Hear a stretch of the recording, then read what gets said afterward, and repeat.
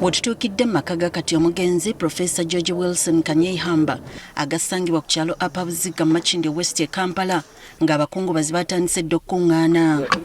Ono amawulire g'okufa kwe gaasaasaanye ku makya ga leero. Justice Kanyeihamba asize omukka gwe ogw'enkomerero wano e Nakasero Hospital. Frederick Kacherehe ssentebe wa Upper Buziga agamba nti okuva mu myaka gya 67 omugenzi Professor George Wilson Kanyeihamba abadde wankizo nnyo mu kitundu kyabwe. Tindiga engendo ne tujja gyali okumwebuuzaako n'okusingira ddala ku magezi netusobola okukulemberamu ekitundu kyaffe. Kanyeihamba abadde muzadde si ku baana be bokka wabula n'abo baatazaala. Kasita omwana aleeta ripoota ye nti asomye bulungi asobola kumuweerera. Bangi nnyo abaali beesomye kubanga abaali beesomye okutwala awantu awo wonna okutwala ettaka eryo. Profesa n'avaayo n'ayimirira n'agamba oyo yali muganda wange mwe yabankwasa era nze looya wammwe.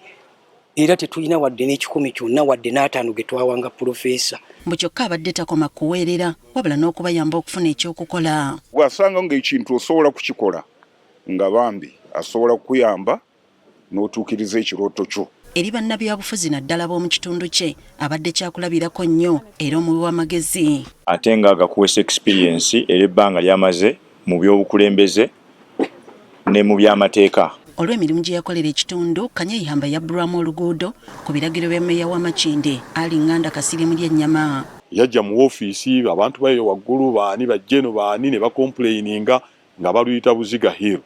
Nakyenyinza okusasula Kanyeihamba kumuwa luguudo olwo tuyita Professor Kanyeihamba. Ssemateeka wa 1995 Uganda kwetambulira kati omugenzi Professor George Wilson Kanyeihamba ye yali ssentebe w'akakiiko akaamukola bw'atyo n'agatta ettoffaali ddene ku nfuga ey'amateeka. Yagatta ettoffaali ddene mu kulaba nti entambuza y'emirimu ate n'enfuga y'amateeka wano mu Uganda etambula bulungi nnyo. Kale oluvannyuma lw'okufa kwe tulina ennaku nnyingi nnyo. Eri bapuliida Kanyeihamba waakulawo nnyo ng'ajjukirwa ng'omusajja atambulira ku mazima ate lya ntama so nga tanyigirwa mu ttooke. Ye muntu gwe tumanyi ng'omulamuzi eyavaayo ng'ayogera mazima tosobola kumugya ku kintu ekituufu.